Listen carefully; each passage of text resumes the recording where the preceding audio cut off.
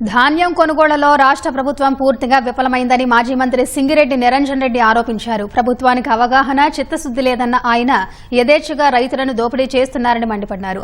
అదేమని ప్రశ్నిస్తే రైతులపై అక్రమ కేసులు పెడుతున్నారని ఆక్షేపించారు. భవిష్యత్తు పరిణామాలను దృష్టిలో పెట్టుకుని బీఆర్ఎస్ హయాంలో రైతులను పంట మార్పిడి దిశగా అవగాహన కల్పించే ప్రయత్నం చేశామని తెలిపారు.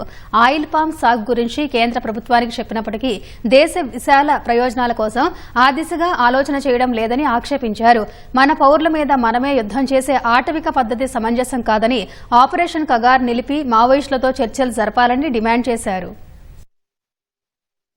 వచ్చింది, వానాకాలం సీజన్ స్టార్ట్ కాబోతుంది. యాసంగికి సంబంధించినటువంటి కొనుగోళ్ల ప్రక్రియను ఈ ప్రభుత్వం విజయవంతంగా పూర్తి చేయడంలో ఘోరంగా విఫలమైంది. రోజులు కాదు, వారాలు కాదు, నెలలు పడుతుంది. కొన్ని చోట్ల రైతుల యొక్క ధాన్యాన్ని ప్రభుత్వం కొనుగోలు ప్రక్రియ పూర్తి చేసి తరలించడం కోసం ప్రశ్నించిన రైతుల మీద కేసులు పెడుతున్నారు. తూకాలలో విపరీతమైనటువంటి దోపిడీ, ఎవరికి పడతలేదు. రైతు బీమాకు చెల్లించాల్సినటువంటి ప్రీమియం చెల్లించకుండా సర్కారు దోకా చేస్తున్నది. మనం ఒక మూస పంటల వైపే పోకుండా పంటలను మార్చుకొని వేసుకుంటే భవిష్యత్తులో రాబోయే రోజులలో భారత ప్రభుత్వానికి ఒక్క నూనె గింజల నుంచే, మనం తినే వంట నూనెలకు సంబంధించిన పంటల నుంచే 1,00,000 కోట్ల రూపాయలు కృషి మార్గద్రవ్యం ఖర్చు పెట్టేది తగ్గిపోతుంది.